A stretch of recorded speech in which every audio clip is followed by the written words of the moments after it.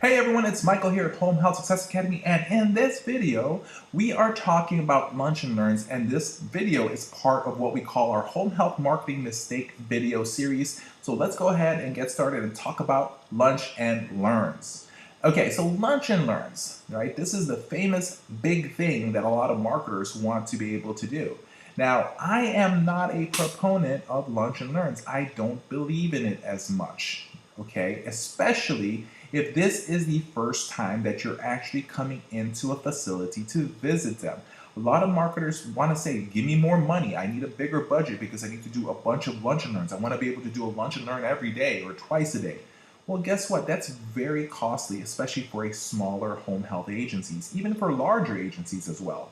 So one thing is you have to understand is a lot of physicians out there, a lot of physicians, a lot of administrators in nursing homes, a lot of assisted living communities, so forth and so forth, they actually plan their week out for us wonderful home health marketers. And the reason why they plan it out is because they know lunch is on us. And that is the thing that actually happens. But think about it, right? When people are eating, their mind is really not concentrating. They're more chewing, the blood flow is concentrating to the stomach to be able to do some digestions, and so their brain is really not really paying much attention. They're more paying attention on chewing. And the last thing you want to do is to be able to not get into their head, right? When you do presentations, when you're in a seminar, right? The worst time that you can get the slot is pretty much during the lunchtime and the slot right after lunchtime. And the reason for that is people are having what they call the food coma. They're not paying attention. So we don't want to really do a lot of lunch and learns. I'm going to tell you when to use a lunch and learn though, right? So if you're starting to think about lunch and learns, the thing though is this: lunch and learns work only if you already are receiving referrals from this particular facility and you just want to be able to use the Pavlov's dog theory and to be able to get them to start liking you even more. But if it's the first time that you're visiting, it's your information, right? The things, the problems that you can solve that's going to want them to start referring to you, not lunch and learns. And I've also seen agencies that to try to get attention, they will walk in cold and bring in all these foods thinking that that is what's going to be able to get people to gain your attention. Yes, they're going to get your attention. They're going to get you their attention because you have food, but likely of them using your services is not going to be able to be there. You still have to have a great presentation. You still must be able to solve problems for them.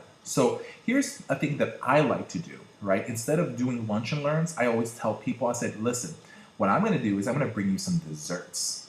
I'll rather bring you desserts because number one, it's a lot cheaper for me to be able to do that rather than feeding the whole office. Number two, sweets pretty much sparks your brain and makes you more aware, and you're going to want to pay attention more. Also, everyone loves a dessert and sweets, and that's something that they're going to remember more than typically what they ate or the meal. So that is a quick technique that you should actually start using, right? I would rather spend $10 for a round Danish cake coming from Panera Bread, right? Rather than spending $30, $40 from Panera Bread to feed them lunch. And so I leave lunch and learns to the other agencies out there. I let them feed them lunch and I clean up after them. Because as they're sleeping, I come in around 1 o'clock with the good desserts. They're more going to remember the desserts rather than the lunch and learn. And I actually love walking into a facility when I'm finding out that they're actually being treated for lunch by a home health agency.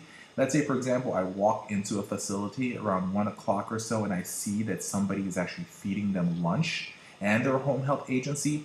That is when my blood is really boiling with happiness. And the reason for that is I make sure I leave right away. I grab something really, really good for desserts. And after that presentation, I'm going to walk in, okay? I'm going to walk in with the desserts and clean up. And they're going to remember me more because I'm the happy dessert person that's going to bring them something.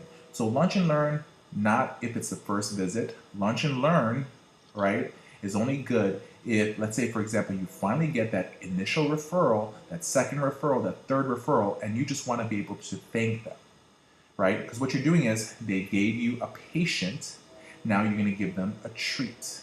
And they're going to start associating that every time they give a patient, there's a treat. Obviously, you must also pay attention to the spending that you're doing, and you must follow your state and your federal guidelines as well as your company policies on how those things work, because it is important that you guys don't violate any laws that are out there, because we don't want to violate any laws. So that's a quick tip for you guys regarding Lunch and Learn. My name is Michael with Home Health Success Academy.